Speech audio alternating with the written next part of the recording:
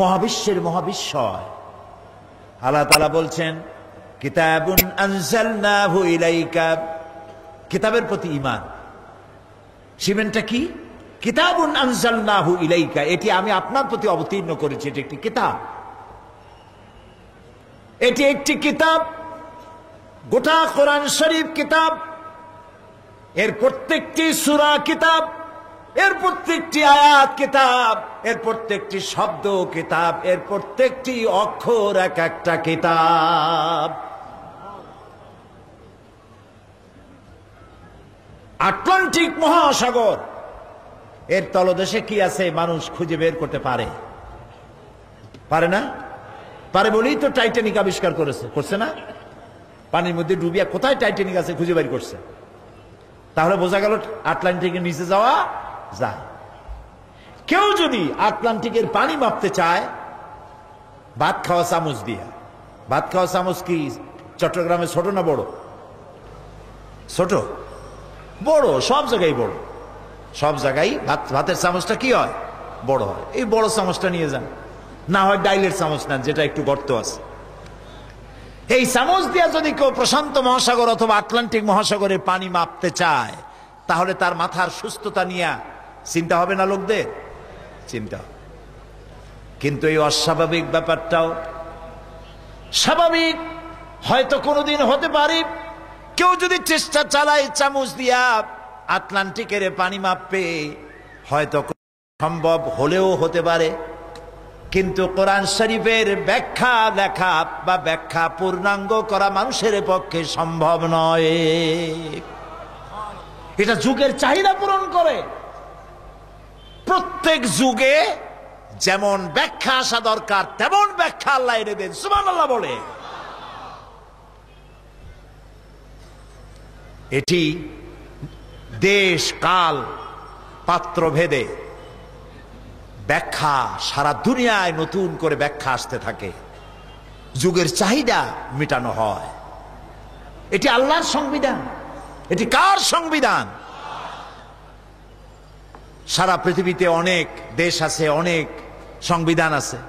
এই সংবিধানগুলি মানুষে বানায়, আবার মানুষের এই সংবিধান রদবদল করে। আমাদের দেশের সংবিধান কয়বার পরিবর্তন হয়েছে জানেন? এ পর্যন্ত 14 বার হয়ে গেছে, 15 বার হওয়ার কাছাকাছি আসছে। কিন্তু আল্লাহর কোরআন, আল্লাহর সংবিধান, এর মধ্যে কোনো পরিবর্তন হয়েছে? হওয়ার সম্ভাবনা আছে না। প্রিয় ভাই সব, আল্লাহ রাব্বুল আলামিন বলেন এ কোরআনকে আমি এই জন্য নাজিল করেছি, কিতাবুন আনজালনাহু ইলাইকা লিতুখরিজান নাসা মিনাজ যুলুমাতি ইলান নূর। কোরআন এই জন্য নাজিল করেছি যাতে করে এই কিতাব দিয়ে আপনি মানব গোষ্ঠীকে অন্ধকারের ভিতর থেকে আলোর দিকে নিয়ে আসতে পারেন। সুবহানাল্লাহ বলে। অন্ধকারের ভিতর থেকে আলোর দিকে নিয়ে আসবেন। অন্ধকার কি? অন্ধকার হলো মানুষের তৈরি করা আইন। মানুষ যত আইন তৈরি করেছে সব অন্ধকার, আর আল্লাহ যেটা বানাইছেন ওইটা হলো আলো। এটা কি? আলো। এই অন্ধকার থেকে আলোর দিকে নিয়ে আসেন। আল্লাহ রাব্বুল আলামিন বলেন ইয়া আইয়ুহাল্লাযীনা আমানু আমিনু বিল্লাহি ওয়া রাসূলিহি ওয়াল কিতাবিল্লাযী নাযালা আলা রাসূলিহি ওয়াল কিতাবিল্লাযী আনজালা মিন ক্বাবল। হে ইমানদারগণ, আল্লাহর উপর পূর্ণ বিশ্বাস স্থাপন করো এবং বিশ্বাস রাখো তার রাসূল ও কিতাবের উপর যা তিনি রাসূলের উপরে নাজিল করেছেন, এবং পূর্বেও যত কিতাব আসছে সবগুলির উপরে ঈমান আনতে হবে। শুধু কোরআন শরীফের উপরে নয়, এর আগেও যত কিতাব আসছে সমস্ত কিতাবের উপরে ঈমান আনা আমাদের মধ্যে বাধ্যতামূলক করা হয়েছে। প্রিয় ভাইয়েরা, লক্ষ্য করে শোনেন, কিতাবের উপর ঈমান আনা, কোরআনের উপর ঈমান আনা, এতটুকুন বললে শেষ হবে না যে কোরআন আল্লাহর কিতাব। আসুন আমরা সবাই মিলে চুমা খাই, আসুন আমরা মাথায় রাখি, আসুন আমরা বুকে লাগাই। হ্যাঁ, মাথায় লাগান, চুমো লাগান, কপালেও লাগান, কিন্তু এই জন্য তো কোরআন আসে নাই। মাথায় লাগাইয়া চুমা দিয়া আমি কি সেই পারপাস সার্ভ হবে আমার যে জন্য কোরআন নাজিল হয়েছিল? আরে ভাই কথা বলেন না কেন? ডাক্তারের প্রেসক্রিপশন যদি সুমা খান আর সকাল বিকাল আপনি পড়েন, কোন পাগলেও বলবে আপনার রোগ ভালো হবে? কোন জবাব দেন? তা আমরা তো তাই করতেছি। মহান আল্লাহ রব্বুল আলামিন মহা চিকিৎসক। আমাদের ব্যক্তি, পরিবার, সমাজ, রাষ্ট্রের সব রকমের ব্যাধি দূর করার জন্য আল্লাহ তাআলা কোরআন নাজিল করলেন, আর এটাকে শেফা বললেন। এই প্রতিষেধক কোরআন কি আমরা শুধু চুমাই খাইলাম, আইন মানলাম না। এই জন্য আল্লাহ তাআলা বলেন, ওয়ামাই ইয়াকফুর বিল্লাহি ওয়া মালাইকাতিহি ওয়া কুতুবিহি ওয়া রুসুলিহি ওয়াল ইয়াউমিল আখির ফাকাদ দাল্লা দালালান বাঈদা। যে ব্যক্তি আল্লাহ এবং তার রাসূল, ফেরেশতা এবং কিতাব আর রাসূলগণের উপরে কিয়ামতের দিন বিশ্বাস স্থাপন করে না, সে মারাত্মকভাবে পথভ্রষ্ট, গোমরাহ। পৃথিবীতে শান্তি হবে না। আপনারা কি মনে করেন আমেরিকায় খুব শান্তি?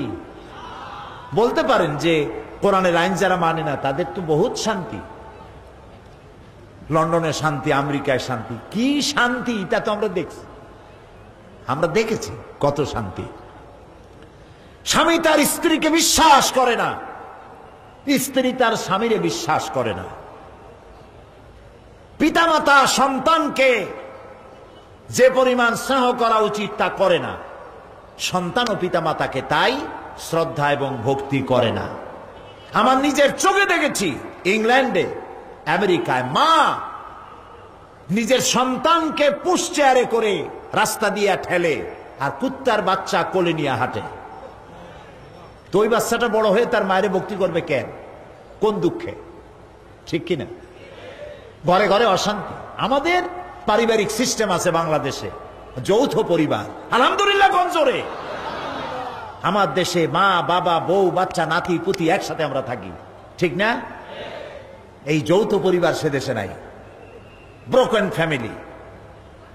আমেরিকায় তো অধিকাংশ পাগল, তাদের যত হসপিটাল আছে পাগল দিয়া ভরা, অধিকাংশ পাগল। কেন?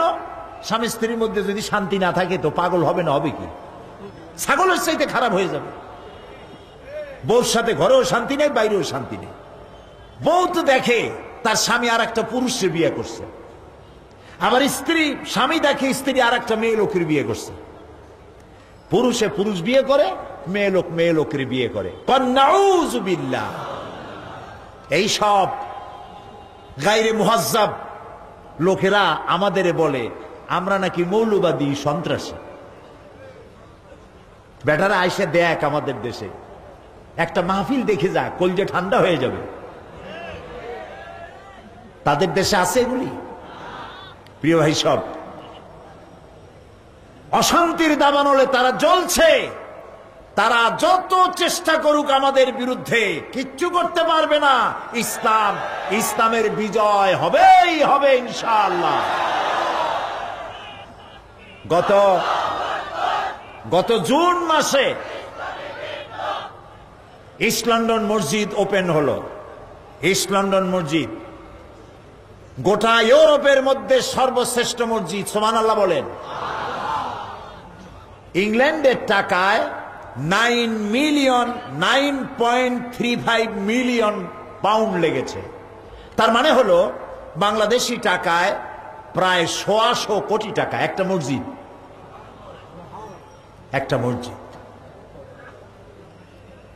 এবং বাকি ঝুঁকি যা আছে সবকিছু মিলাই টিলে প্রায় 150 কোটি টাকা পর্যন্ত খরচ হয়েছে। 150 কোটি টাকা একটা মসজিদ বানানো হয়েছে। মাল্টিপারপাস ইউজ হয় এটা। শুধু মসজিদ নয়, মসজিদ তৎসংলগ্ন মাদ্রাসা, মহিলাদের জন্য, পুরুষদের জন্য। অমুসলিমরা যেন নামাজ কেমনে পড়ে তা যেন দেখতে পারে, আলাদা রুম আছে।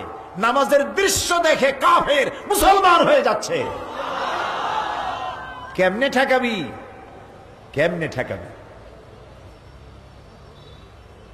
প্রত্যেক রবিবার সেখানকার মসজিদের খতিব ইমাম খ্রিস্টানদের নিয়ে বসেন, আলাদা রুম আছে। সেখানে যুবক যুবতী খ্রিস্টানরা আসে, তাদেরকে ইসলাম ব্ল্যাকবোর্ডে, কম্পিউটারে, ল্যাপটপে ইসলাম বোঝানো হয়। প্রত্যেক সপ্তাহে 2 জোড়া 5 জোড়া খ্রিস্টান মুসলমান হয়ে যাচ্ছে। এই মসজিদ উদ্বোধনের জন্য কাবা শরীফের ইমাম ফজিলতুল শেখ আব্দুর রহমান আস-সুদাইস, আল্লাহ তাকে অনেক হায়াত দান করুন, কি তেলাওয়াত করে সুবহানাল্লাহ, কলজা কেড়ে নিয়ে যায়। তেলাওয়াত কারে বলে? এজন্য আমি বলি যাদের পয়সা আছে হজ তো করবেনই, রমজান মাসে মাঝে মধ্যে ওমরা করতে যাইয়েন। কি এর সিঙ্গাপুর, হংকং, ব্যাংকক, কুককুক এইসব জায়গায় না গিয়া ওমরা করতে যান রমজানে।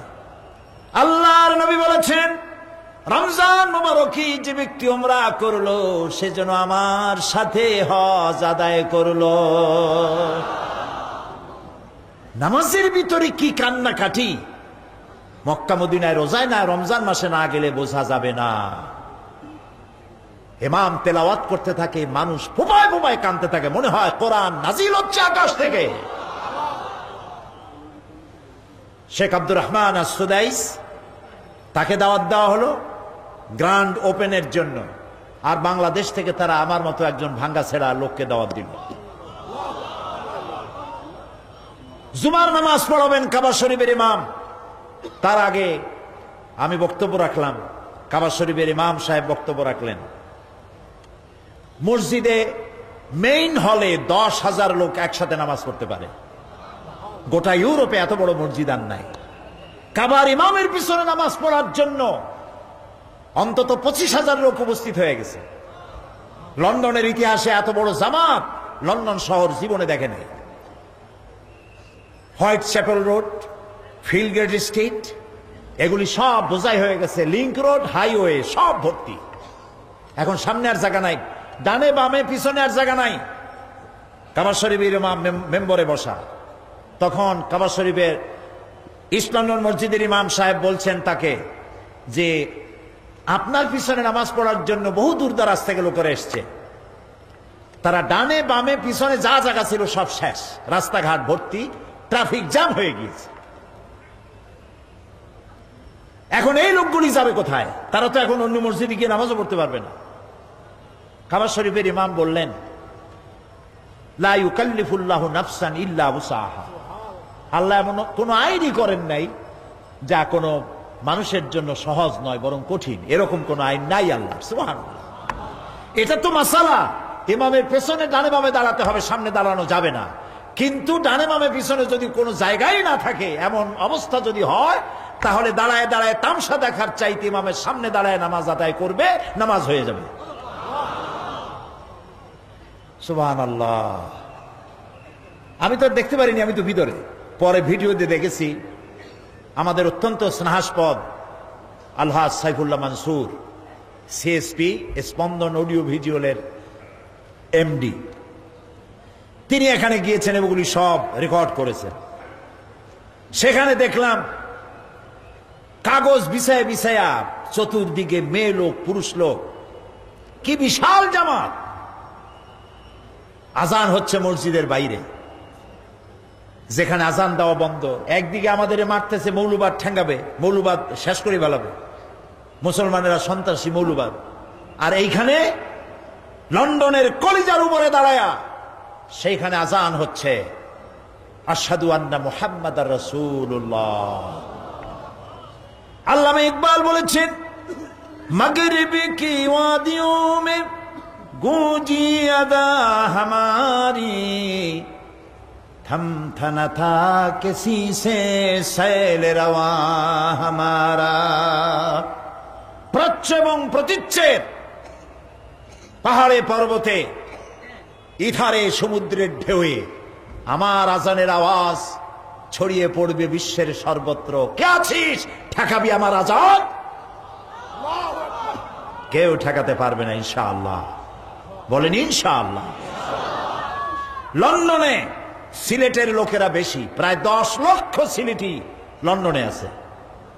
তাদের কলিজা উজাড় করে পয়সা দিয়েছে এই মসজিদে, আলহামদুলিল্লাহ। আমি যখন ইস্ট লন্ডন মসজিদের জন্য সাহায্য চেয়েছি, মেয়ে লোকেরা গলার হার, নাকের ফুল, কানের দুল, হাতের বড় বড় বালা সব পাঠিয়ে দিয়েছে জান্নাতে যাওয়ার জন্য। লক্ষ লক্ষ টাকা, কোটি কোটি টাকা উঠেছে মসজিদের জন্য। প্রিয় ভাই সব, তাদের জন্য আমরা দোয়া করব। লন্ডনে, আমেরিকায় আমাদের যে সব ভাইরা আছে মুসলমানেরা, আল্লাহ যেন তাদের ঈমান আরো বাড়ায় দেন, আরো বেশি করে মসজিদ মাদ্রাসা করার তৌফিক যেন তাদের আল্লাহ দান করেন।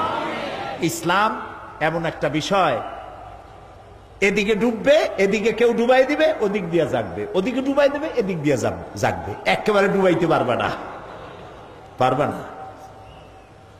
কবি বলেছেন, সতীজা কা রহা হ্যায় असल से ताइम रोज चरागे मुस्तफा भी से शरारे बुलहबीस। আরমান কাল থেকে আবু জাহেলের গোষ্ঠীরা চেয়েছে ইসলামকে ফু দিয়ে নিভাই দিবে। হাজার মাইল বেগে প্রবাহিত ঘূর্ণিঝড়ের মধ্য দিয়ে আল্লাহ তাআলা মুহাম্মদ সাল্লাল্লাহু আলাইহি ওয়াসাল্লামের চেরাগকে টিম টিম করে জ্বালায় রাখছে, কিয়ামত পর্যন্ত জ্বলবে।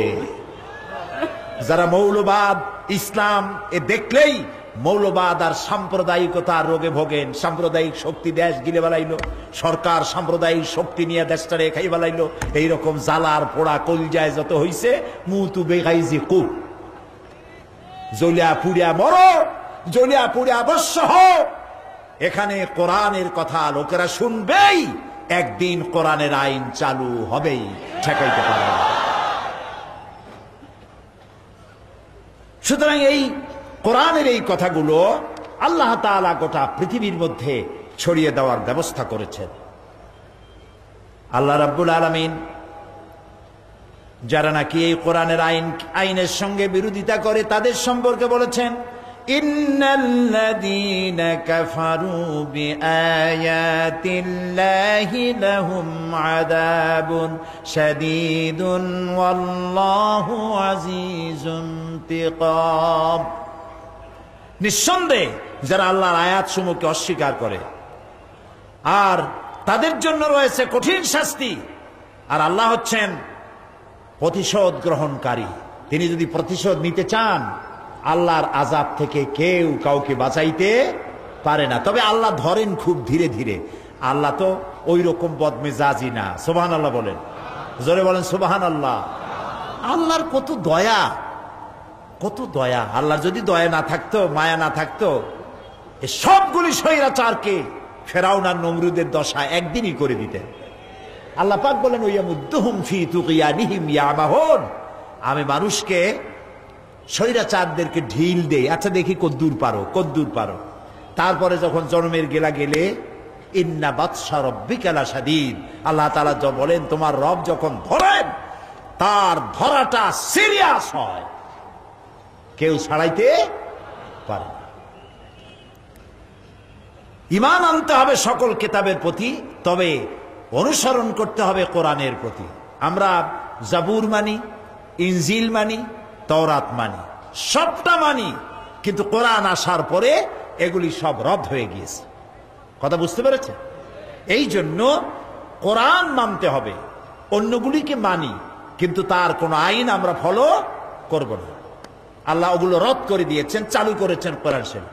আমাদের দেশে একটি দল আছে যারা কোরআন নিজেদের জনসভাগুলিতে ধর্মগ্রন্থ পাঠ করে, কোরআন শরীফ এর কথা বলে না, ধর্মীয় গ্রন্থ পাঠ করা হবে।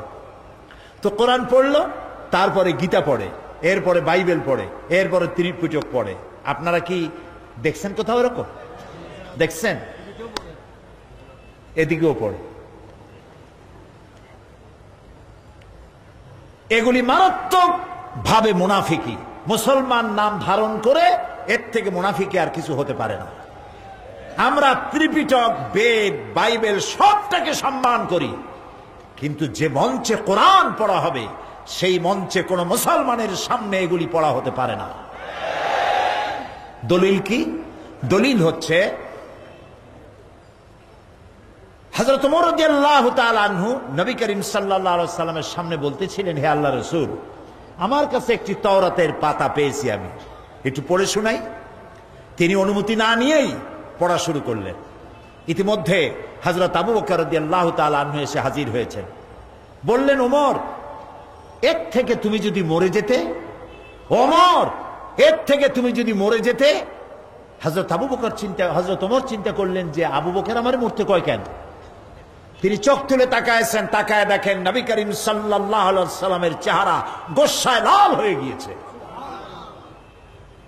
হযরত ওমর বলছেন, ইয়া রাসূলুল্লাহ, আমার অন্যায় ক্ষমা করুন, আমি বুঝতে পারিনি, আমার মা বাপের জীবন আপনার কদম মোবারকে উৎসর্গ হোক। হে রাসূল, আমি বুঝতে পারি নাই আমার কি বেয়াদবি হয়েছে। নবীজি বললেন, ওমর, তুমি যার উপরে নাজিল করা কিতাব আমারে পড়ে শোনাচ্ছ তাওরাত, সেই মূসা আলাইহিস সালাম যদি আজকে বেঁচে থাকতেন, আমার উম্মতের মধ্যে শামিল হওয়া তার জন্য ফরজ হয়ে যেত। কত বড় কথা! সুতরাং সামান্য অমুসলিমদের ভোট পাওয়ার লোভে আল্লাহর কোরআনকে অবমাননা করে যারা, তাদের সম্পর্কে জাতিকে সতর্ক হতে হবে।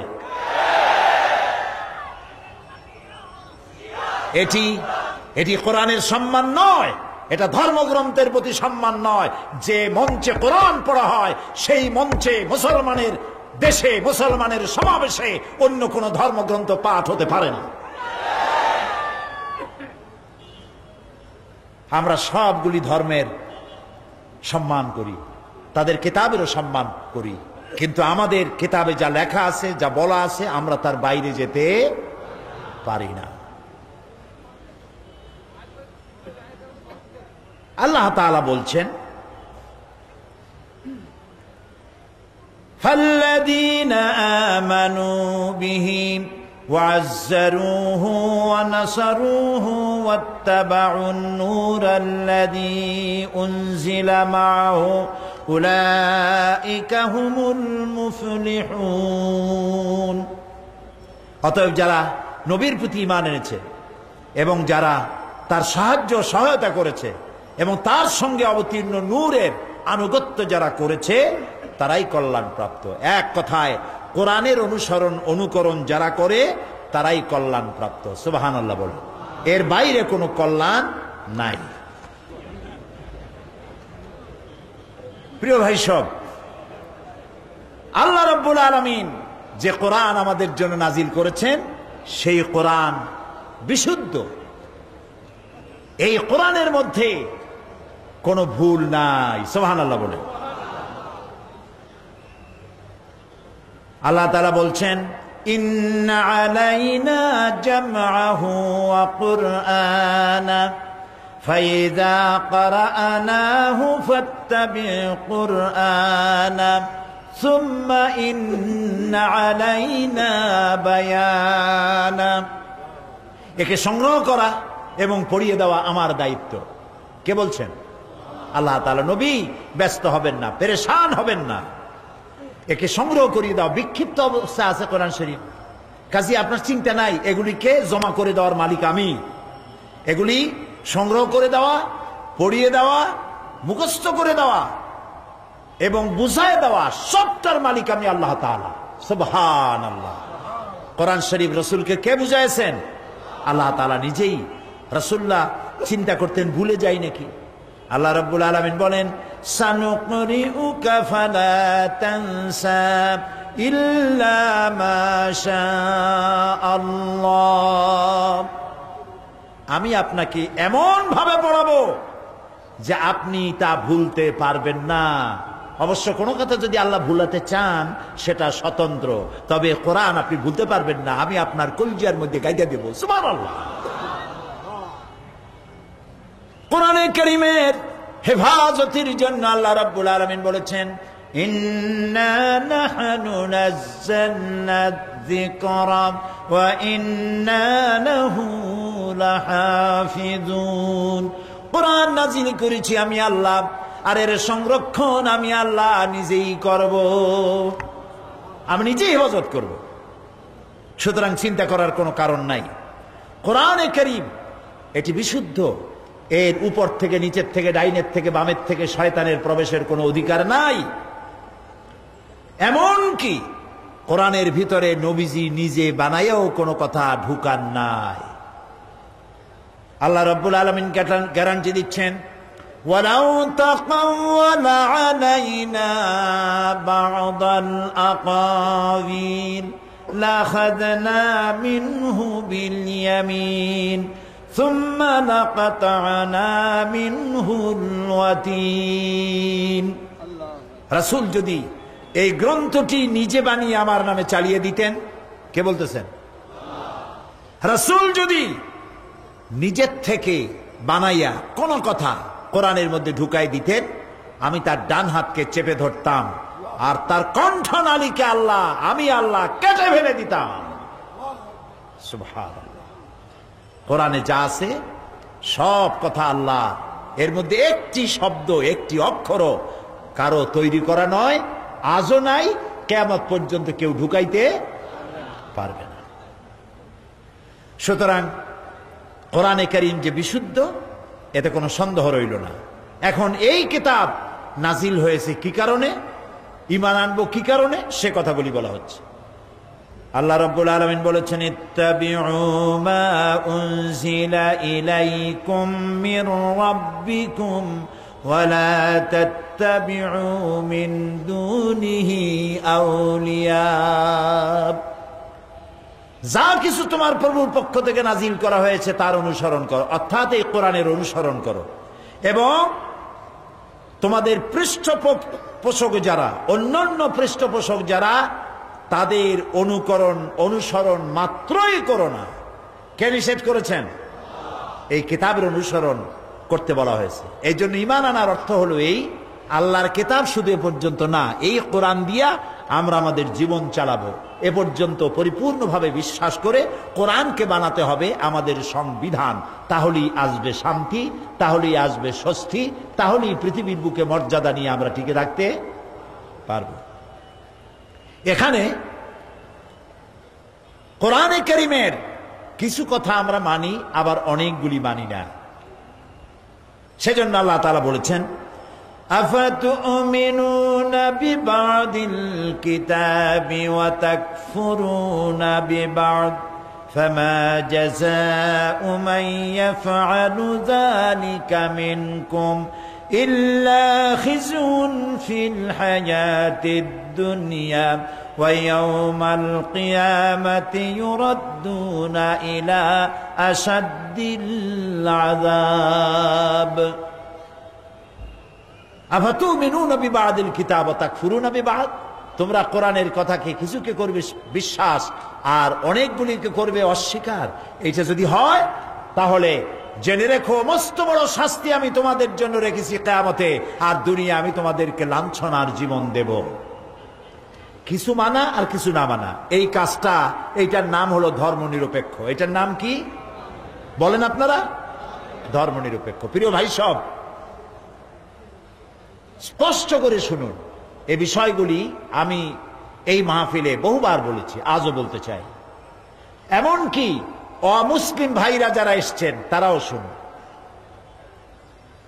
ধর্ম নিরপেক্ষ কোন মুসলমান হইতে পারে না, কোন হিন্দুও হইতে পারে না, কোন খ্রিস্টানও হতে পারে না। আমরা ধর্মের ব্যাপারে থাকবো পক্ষে। বলেন কোথায় থাকবো? ধর্মের ব্যাপারে পক্ষে, বিপক্ষে না নিরপেক্ষ? তিনটা কথা। আপনারা কোন দিকে বলেন? যারা বিপক্ষে তারা হাত তুলে দেখান তো, বিপক্ষে কারা? ধর্মের ব্যাপারে বিপক্ষ? আলহামদুলিল্লাহ। আচ্ছা, এবারে ধর্মের ব্যাপারে নিরপেক্ষ কারা? তাদেরকে একটু দেখি। ও মাশাআল্লাহ, তাও তো একটাও নাই। আলহামদুলিল্লাহ কোন জোরে? এইবার ধর্মের যারা পক্ষে তারা হাত উঁচু করে দেখা। আলহামদুলিল্লাহ। হাত তুলে রাখেন, কথা বলেন না। স্লোগানের দরকার নাই বাবা, স্লোগানের দরকার নাই, হাত উঁচু করে রাখেন। আল্লাহ তাআলা এই হাতগুলি তোমার দ্বীনের জন্য তুমি কিয়ামত পর্যন্ত মঞ্জুর করে নাও। আমিন। বসেন। আমি না হাত উঁচু করতে বলছি, কল্লা উঁচু করতে বলি নাই তো। প্রিয় ভাই সব, আল্লাহ যা যা বানান শয়তান তার উল্টা আর একটা বানায়। এটা ঠিক কিনা বলে? আল্লাহ বানিয়েছেন খলিফা, খেলাফত, শয়তান বানাইছে মুলুকিয়ত, রাজতন্ত্র। রাজতন্ত্র আল্লাহর বানানো নয়, আল্লাহর উল্টা। এটা কার উল্টা? আল্লাহ দিয়েছেন যাকাত ভিত্তিক সুষম অর্থনৈতিক বিলিবন্টনের ব্যবস্থা। যাকাত, আর শয়তান বানিয়েছে সুদ। বলেন শয়তান কি বানাইছে? তাহলে আল্লাহ যা করলো শয়তান তার উল্টাটা করছে কিনা? যাকাত হচ্ছে বড় লোকদের কাছ থেকে নাও, গরিবদের দাও। আর সুদ হচ্ছে গরিবদের কাছ থেকে নাও, বড় লোকদের দিয়ে দাও। সম্পূর্ণ উল্টা, ঠিক কিনা? এই জন্য যাকাত এটি আল্লাহর দেওয়া বিধান। যাকাত এবং ওসর, যাকাত এবং ওসর, তোষক না কিন্তু ওসর, ওসর আইন দিয়ে। এই ওসর এটি মুসলমানেরা অনেকেই জানে না। এই কথাটা কি বেঠিক বললাম না ঠিক বলছি? কেউ কেউ চিন্তাও করেন যে ওসর আবার কি, তেলাপোকা সারপোকা জাতীয় কিছু, অর্থাৎ জানে না, সেই জন্য চিন্তা করে অনেকে। এটি আল্লাহ তাআলার ফরজকৃত একটি বিষয়। যাকাত হচ্ছে অর্থের যাকাত, আর ফসলের যেটা দেওয়া হয় সেটাকে বলা হয় ওসর। এটি যদি বৃষ্টির পানিতে হয়, বৃষ্টির পানিতে আপনার ধান হয়েছে, গম হয়েছে, পাট হয়েছে, ডাল হয়েছে, ভুট্টা হয়েছে, আপনার ফসল যদি বৃষ্টির পানিতে হয় তাহলে আপনি দিবেন 10 ভাগের 1 ভাগ। আর যদি সেচ প্রক্রিয়ায় হয়, সেচ পাম্পিং মেশিন দিয়ে পয়সা খরচ করে পানি দিয়া যদি ফলান, তাহলে দেবেন 20 ভাগের 1 ভাগ। এটা জুলুম হলো না ইনসাফ হলো? জুলুম হলো না ইনসাফ হলো? ওয়ামাল্লাহু বিযাল্লামিন লিল আবিদ। আল্লাহ বান্দার উপরে জুলুম করেন না, সুবহানাল্লাহ কর। এই ওসর কি আমাদের দেশের লোকেরা দেয়?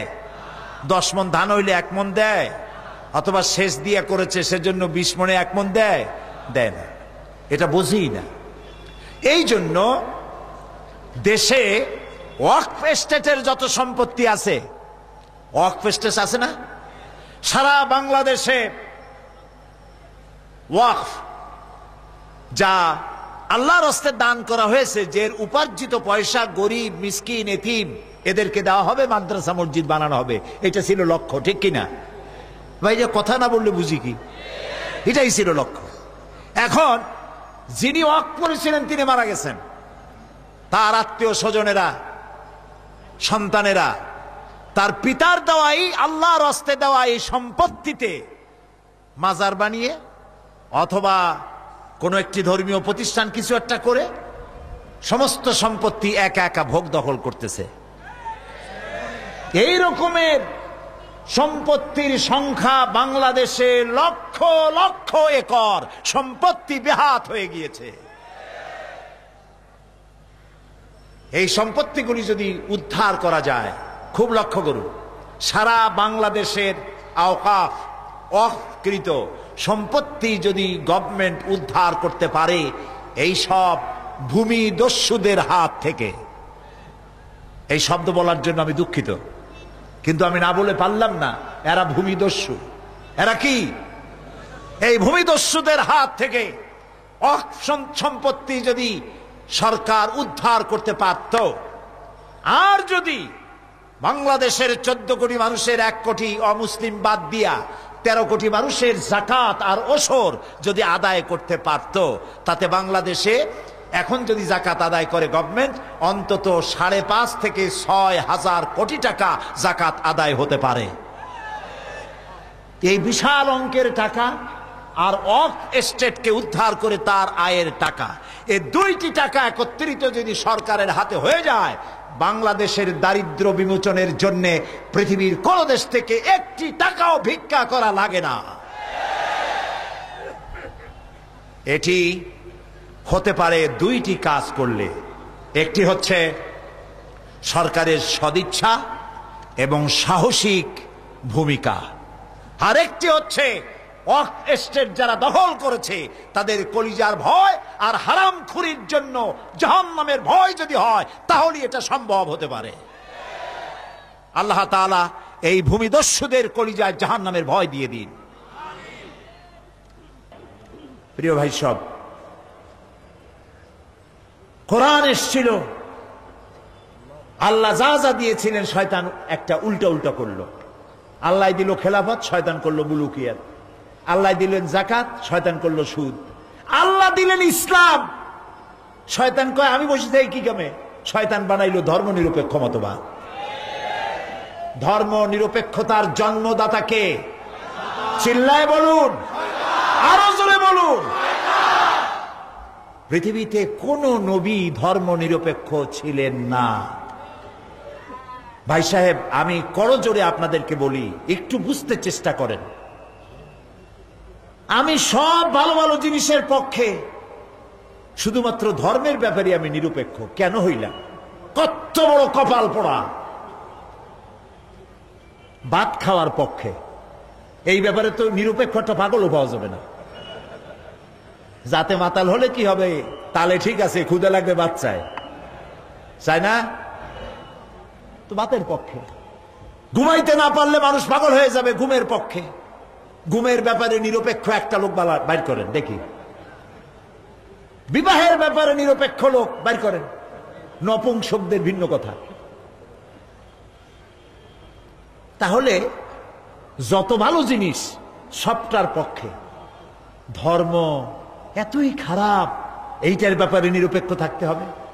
বলেন হিন্দু ভাইরা, বলেন খ্রিস্টান ভাইরা, বলেন উপজাতীয়রা, কেন নিরপেক্ষ থাকবেন ধর্মের ব্যাপারে?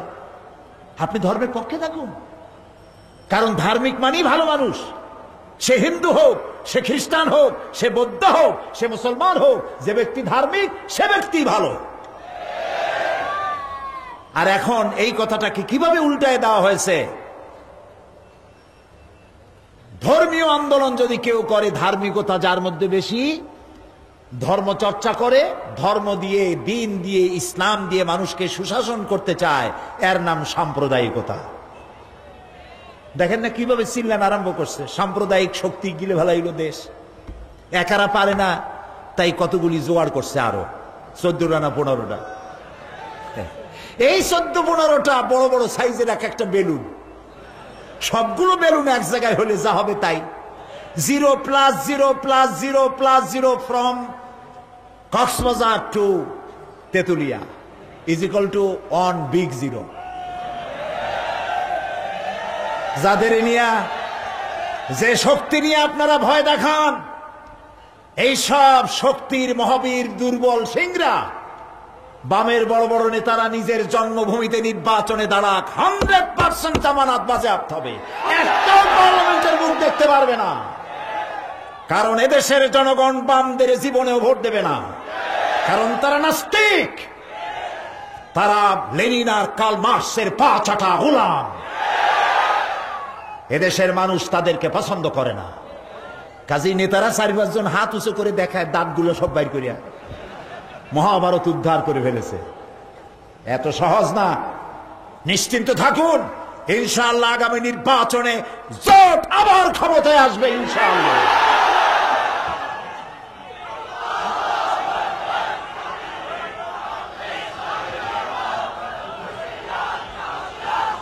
আইন শৃঙ্খলার দিক থেকে যতটুকু অসুবিধা হয়েছিল, আল্লাহর মেহেরবানি কাবার হয়ে গেছে, ঠিক না? দোয়া করবেন, নামাজ পড়ে পড়ে দোয়া করবেন আল্লাহর কাছে। প্রিয় ভাই সব, এই জন্য হিন্দু হন, মুসলমান হন, খ্রিস্টান হন, যার যার ধর্মের সাথে থাকেন। হিন্দুরা আপনাদের ধর্মের সাথে থাকেন। এই জন্য আমি বহুবার প্রস্তাব করেছি পার্লামেন্টে ধর্মীয় শিক্ষা বাধ্যতামূলক করা হোক। তার অর্থ এই নয় যে হিন্দুরা ইসলাম শিখবে, কথা কি বুঝতে পারেন? তার অর্থ এই নয় খ্রিস্টানরা ইসলাম শিখবে। হিন্দুরা প্রাইমারি স্কুল থেকে মাস্টার ডিগ্রি পর্যন্ত তার ধর্মের সব বই পড়তে বাধ্য, তাহলে সে ধার্মিক হবে। খ্রিস্টান তার বই পড়বে, আর মুসলমান ক্লাস 1 থেকে মাস্টার ডিগ্রি পর্যন্ত 30 পারা কোরআন শরীফ বুঝতে বাধ্য।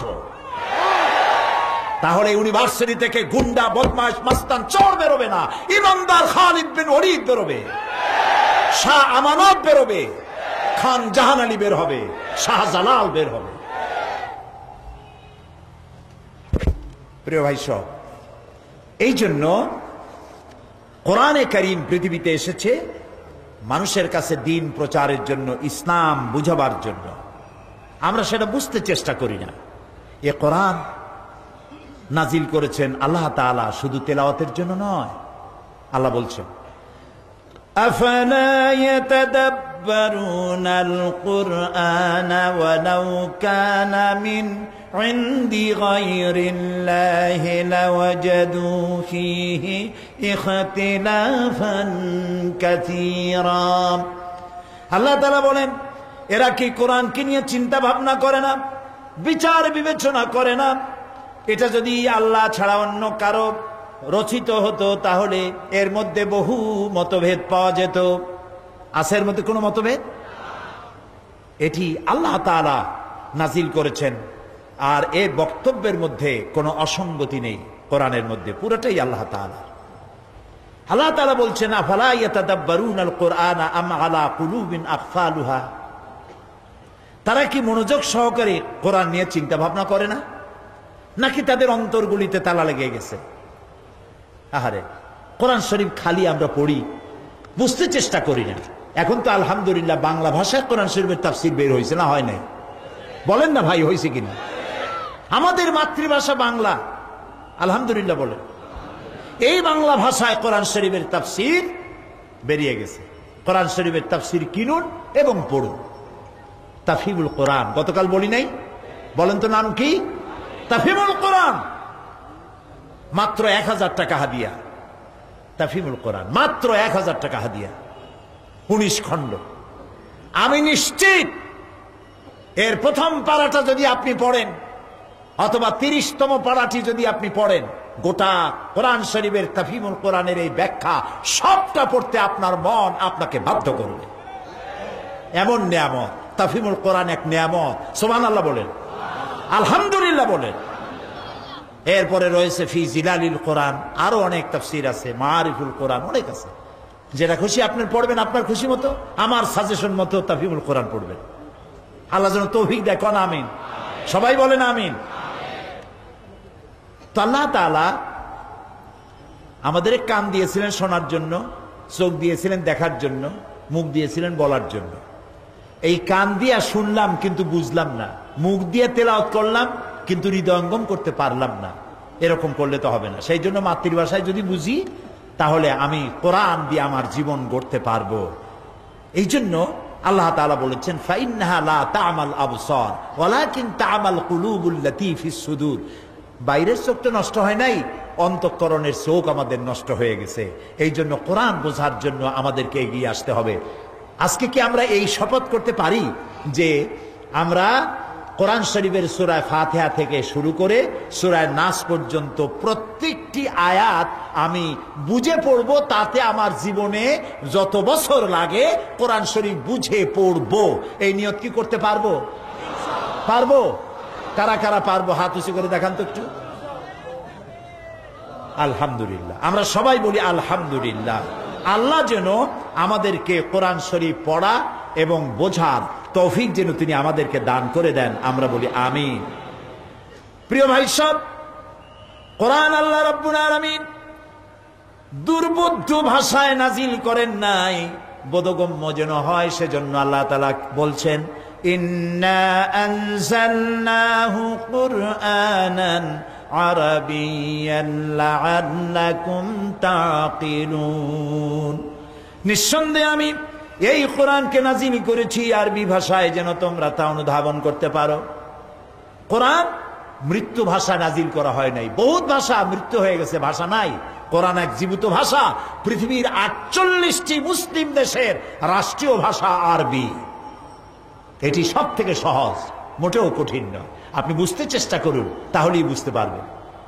আমি যখন লন্ডনে আমেরিকায় বক্তৃতা করি, আমি তাদের জিজ্ঞেস করি, আচ্ছা আপনারা যদি কিয়ামতের দিন, যারা আপনারা কোরআন বোঝেন, অনেকে কয় যে না বুঝি না। কেন বোঝেন না? কিয়ামতে যদি জিজ্ঞেস করা হয় কোরআন বোঝো নাই কেন, তাহলে আপনারা তখন জবাব দিবেন যে আরবি তো আমাদের মাদার ল্যাঙ্গুয়েজ ছিল না, সেই জন্য আরবি বুঝি নেই। এইটা যদি জবাব দেন, তাহলে ফেরেশতারা যদি পাল্টা প্রশ্ন করে, আরবি তোমার মাদার ল্যাঙ্গুয়েজ ছিল না, বোঝো নাই, কিন্তু ইংরেজি তোমার কোন ফাদার ল্যাঙ্গুয়েজ, এটা তো খুব ভালো বোঝো।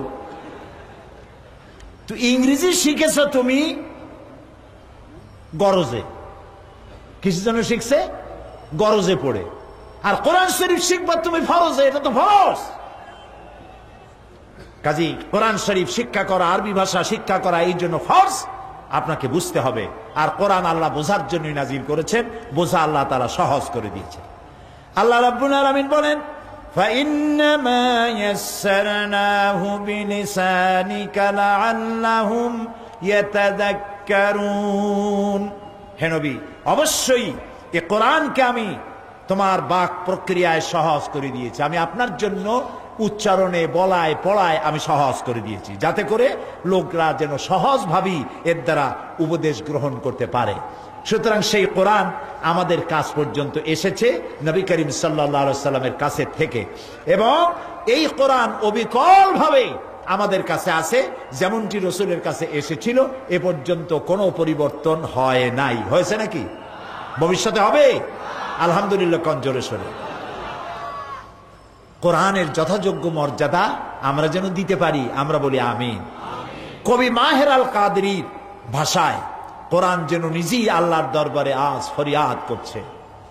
কবি মাহিরুল কাদরি, আল্লাহ তাআলা তাকে জান্নাত নসিব করুন, তিনি কোরআনের ভাষায় বলছেন, কোরআনের হয়ে বলছেন, তকু মে সাজায়া জাতা হুঁ, आंखों से लगाया जाता हो, ताबीज बनाया जाता हो, धो धो के पिलाया जाता हो।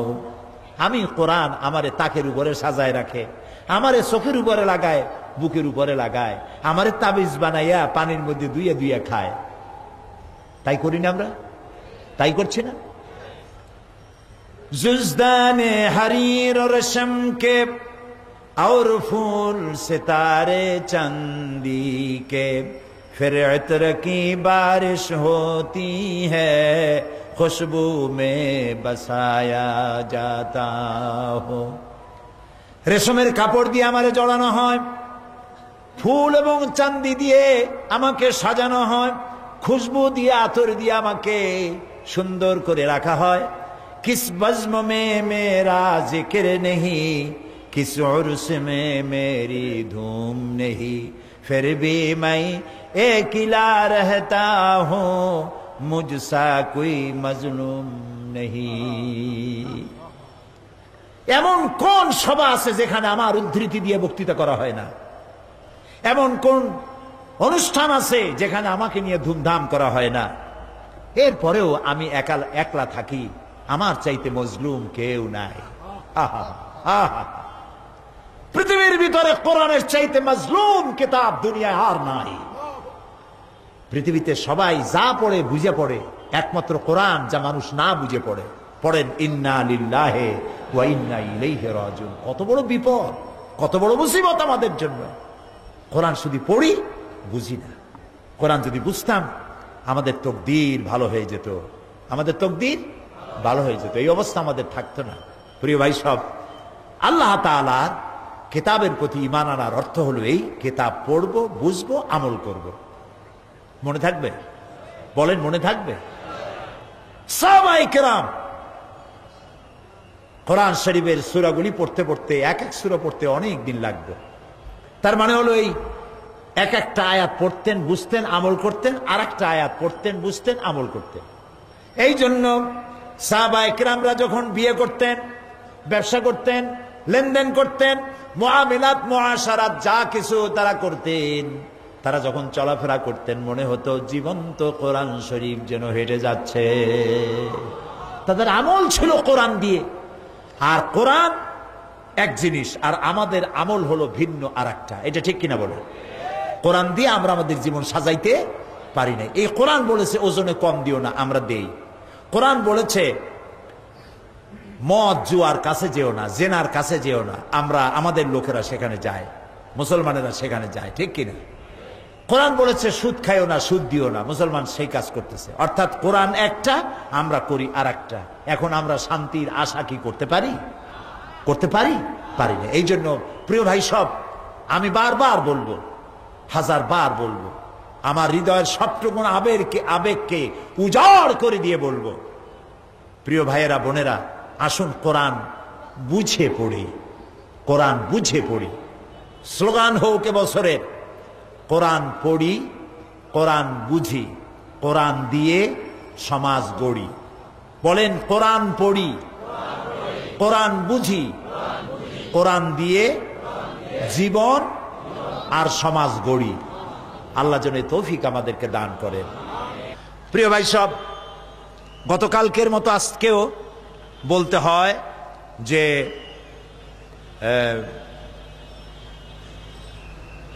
অনেকগুলি লাইব্রেরি এখানে এসছে, আপনারা নিশ্চয়ই দেখেছেন।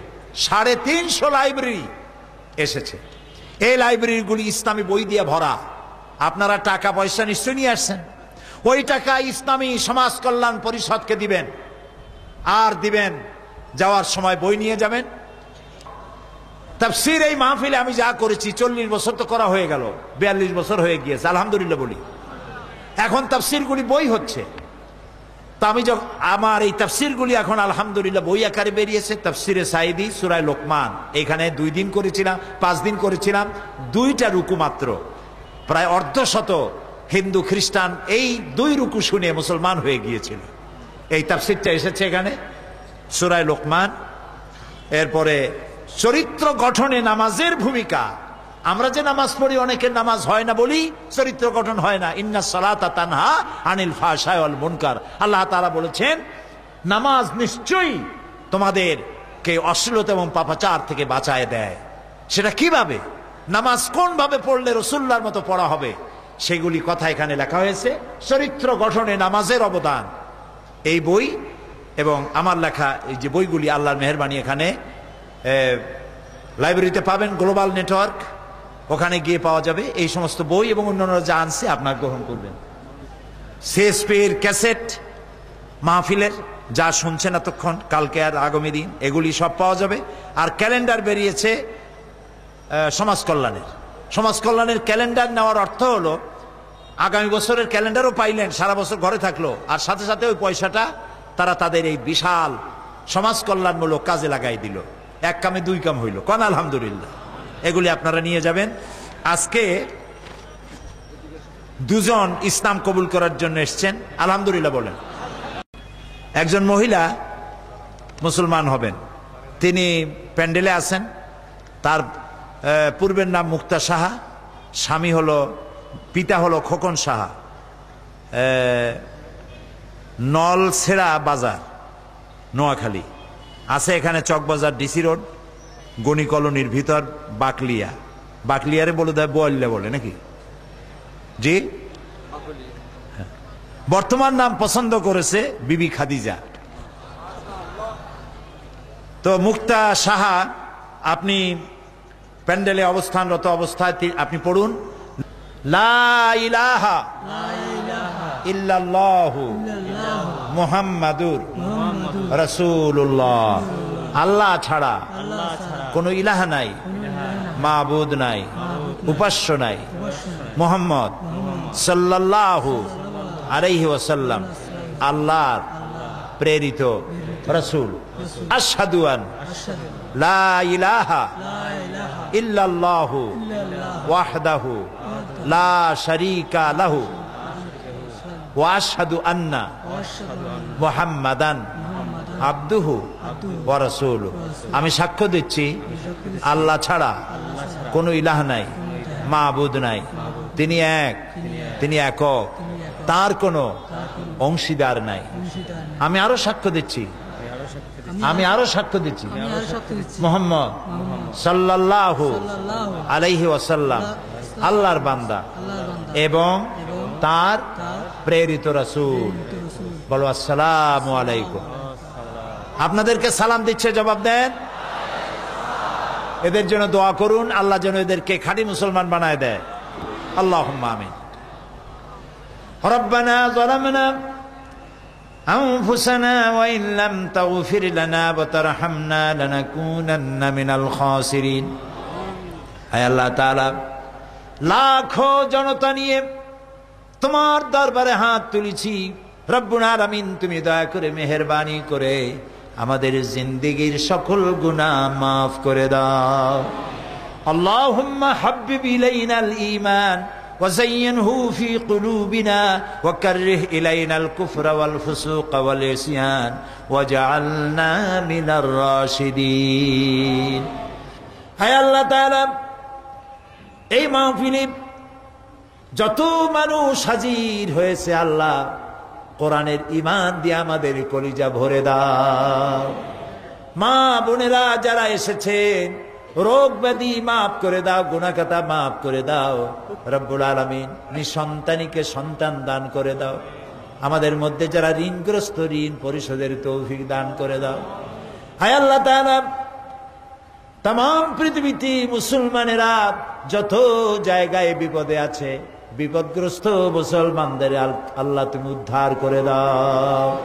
রব্বুল আলামিন, আমাদের প্রিয় জন্মভূমি বাংলাদেশ নিয়ে বড়ই ষড়যন্ত্র হতেছে ভেতরে এবং বাইরে, তুমি সব থেকে ভালো জানো। আল্লাহ তাআলা, तमाम ষড়যন্ত্রের হাত থেকে বাংলাদেশকে তুমি হেফাজত করো। সিত্রুল আরশে মাসবুলুন আলাইনা ওয়া আইনুল্লাহি নাযিরাতুন ইলাইনা বিহাউলিল্লাহি লা ইয়াকদিরু আলাইনা। আল্লাহুম্মা ইয়া মুনজিলাল কিতাব ওয়া মুজরিয়াস সাহাব ওয়া সারিয়াল হিসাব, আল্লাহুম্মা ইহজিমহুম ওয়া জালজিলহুম ওয়ানসুরনা আলাইহিম। আল্লাহ তাআলা, মানুষের এই মাহফিলে ঢল নামে, যানবাহনে আসে, পায়ে হেঁটে আসে, সমস্ত মানুষের যাতায়াতের পথ আল্লাহ তুমি নিরাপদ করে দিও, আসান করে দিও। সমস্ত রকমের সড়ক দুর্ঘটনার হাত থেকে তোমার বান্দা বান্দীদেরকে বাঁচাইয়া দিও। সমস্ত চোর, ডাকাত, দস্যু এদের হাত থেকে এদেরকে তুমি রক্ষা করো। আল্লাহ তাআলা, তুমি এই মাহফিলের উপরে রহমতের বৃষ্টি বর্ষায় দিও। আল্লাহ তাআলা, আগামীকাল পরশু কিভাবে চলবে আল্লাহ তাআলা তুমি দয়া করে তোমার কুদরত দিয়ে, তোমার নিজাম দিয়ে পরিচালিত করে দিও।